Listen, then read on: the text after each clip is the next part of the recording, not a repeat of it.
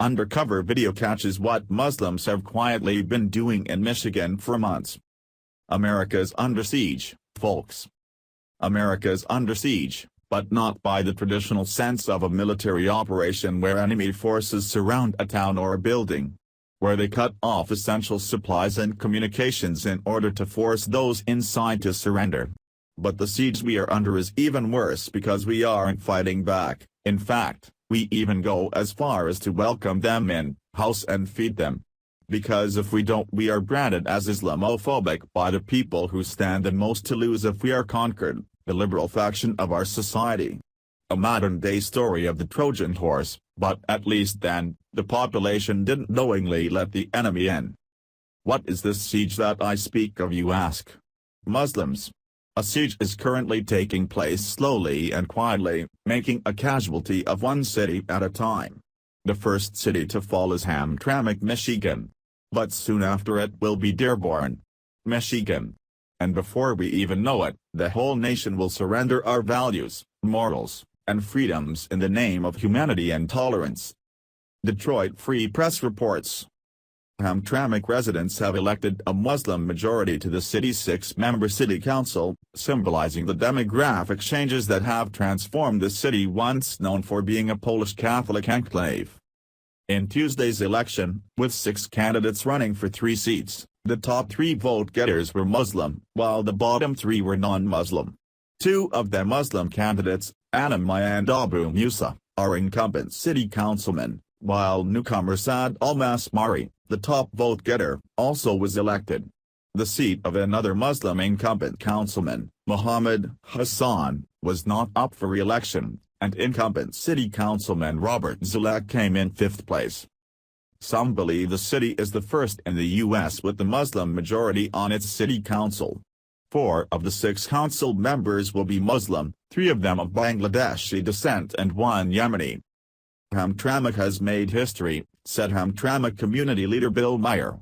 The election was far from close, with the 3 Muslim winners each gaining over 1,000 votes, while the other 3 candidates garnered less than 700 votes each.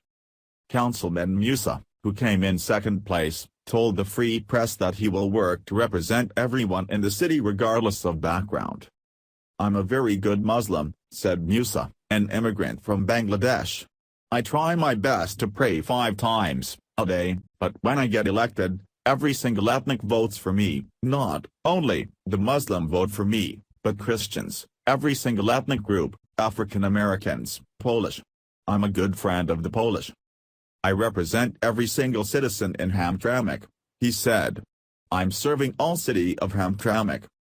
Formerly known for its Polish population, Hamtramck is now about 24% Arab, mostly Yemeni, 19% African American, 15% Bangladeshi, 12% Polish, and 6% Yugoslavian, many Bosnian, according to U.S. Census figures. The percentage of residents who are Muslim is unclear since the U.S. Census does not ask about religion. Estimates of the Muslim population range from 1/3 to more than 1/2 of city residents. Almost all of the Yemeni Americans in Hamtramck are Muslim, while the growing Bangladeshi American community in Hamtramck has Muslims, Hindus, and Buddhists. The city has a Bangladeshi Hindu temple and Bangladeshi mosques. On Friday, Governor Rick Snyder attended the opening of Banglatown, an area that will celebrate Bangladeshi American culture in Hamtramck and bordering Detroit neighborhoods. About 41% of the city are immigrants, the highest percentage among cities in Metro Detroit. Pope John Paul II, who was Polish, visited Hamtramck in 1987, a statue of him commemorating his visit is in a city park. 3 of the Muslims on Hamtramck City Council are of Bangladeshi descent, while Al-Masmari is of Yemeni descent.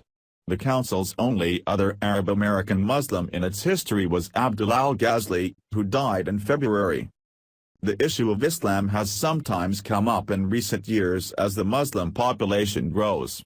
After contentious debate, the city allowed in 2004 the Muslim call to prayer to be broadcast publicly 5 times a day from mosques through loudspeakers. The call to prayer has drawn complaints from residents who say it's loud and intrusive, waking them up early and bothering them. City Council candidate Susan Dunn, who came in fourth place, raised the issue during the campaign, prompting a response from Almas Mari during a city council meeting last month. "We all want to live peacefully and respectfully," he said to the council during the October meeting, according to a video he posted to his Facebook account. "Our special thing is the diversity in this town." Almas Mari said the call to prayer is not as loud as Dunn thinks. Moreover, if we are considering the call to prayer as noise, then so would the loud music all night long while we are sleeping. "We as Muslims respect our neighbors and we don't like to bother anybody," he said. As the Prophet Muhammad said, "He who believes in Allah and the last day, let him not harm his neighbors." Meyer, who is not Muslim, said that Muslims in Hamtramck have helped bring stability, security and sobriety while lessening the amount of drugs and crime in the city. The city of Hamtramck, which is located near Detroit, has recently been changing demographics. Not too long ago it was known as a Polish-American city. But sadly now it's as much as 60% Muslim. Will the Western world ever learn? These people are stuck living in the Middle Ages, and they will stop at nothing to assimilate us into their hell.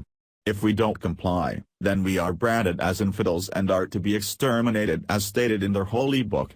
They follow a diabolic cult-like religion which is intent on world domination to bring us all down to the Middle Ages. And worst of all is the leftists in this world are just too damn arrogant and stupid to see that they have the most to lose if this happens. Please share if you agree Islam has no place in the United States of America. Thanks for watching. Please subscribe Breaking News 365 channel. Goodbye and see you again.